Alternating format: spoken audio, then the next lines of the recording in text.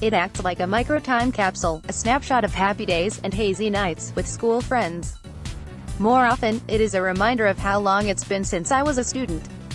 But what struck me about the Facebook memory was the suggestion. We thought you might enjoy this picture from 5 years ago. It was from an October I remember well.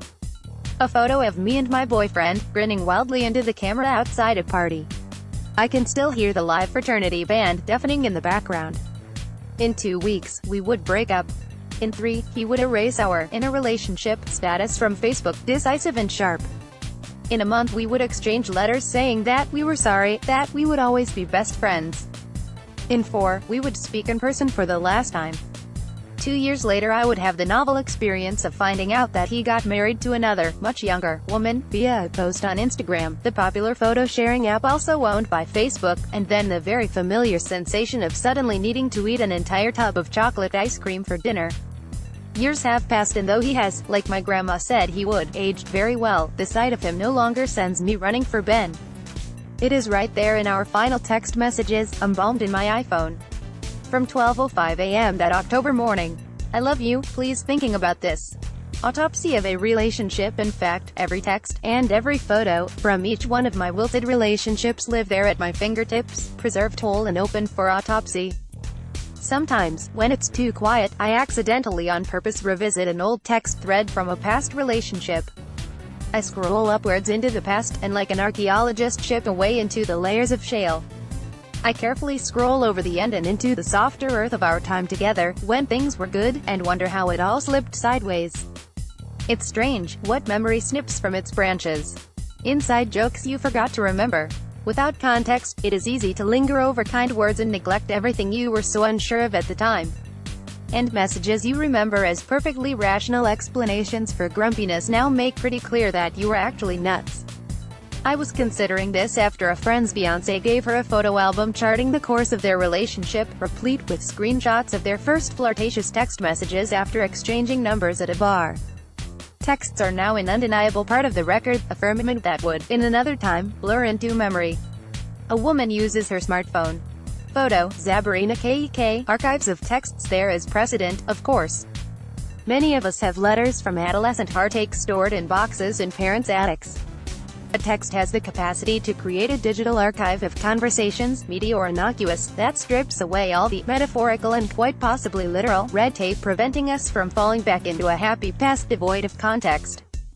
Text has become an irrefutable part of the way we live, but has also changed the way we love. We agonize over four-word messages, lest the banter flag in the relationship with it. We construct universes of meaning out of words devoid of tone and touch. In response to an "I miss you" message, an old lover texted me, likewise. With fresh memory of how it ended, it feels absurd. We increasingly meet online. 27% of 18 to 24-year-olds use online dating sites, according to Pew Research.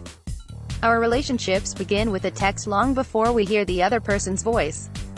We first fall in love with an idea. An entire relationship of witty banter and choice details, aided by a few carefully curated profile pictures, is constructed before you meet. There are plenty of happy endings. In the past year I have been to 2 so-called Tinder weddings. Nearly half of all college graduates know someone who met their spouse or partner online. I am a member of the earliest generation of digital natives, a group who first received mobile phones and joined social media in middle school. We grew up on all-night instant messenger chats and find it jarring to receive voicemails. We stalk a potential partner's social media back to time immemorial before we learn how they take their coffee. A smartphone with icons for the social networking apps, Facebook, Instagram and Twitter on the screen. Photo, Kirill Kudratsev, AFP, messy, hard to untangle or lives play out online in ways we don't yet fully understand. Data breaches on Facebook by Cambridge Analytica have forced a reckoning about how much of our online selves are exposed. Possibly more corrosive than embarrassing photos that will likely preclude me from a run for the presidency are the ways the digital tethers we weave around our relationships are so hard to untangle. If dating apps and texting make connections simpler to forge than ever, our breakups are messier and less easy to define. We drop breadcrumbs, or non-committal messages just to say hello, part of the new and growing lexicon of text message heartbreaks. Exes are whitewashed from Instagram feeds, and must be blocked on social media, to prevent our receiving notifications that they're looking very handsome teaching life skills to ex-child soldiers in Rwanda. We post flattering photos in the hopes they will also sting. They continue to use your Netflix account and mess up your recommendations. Still, you never know when Facebook may decide to remind you of a time you choose to forget, or which ex, one sleepy Saturday afternoon, might decide to slip back into your text messages and ask if you want to catch up. Some texts don't require answers. At least not right away. Copyright 2018 The Financial Times Limited. All rights reserved. Please do not copy and paste FT articles and redistribute by email or post to the web.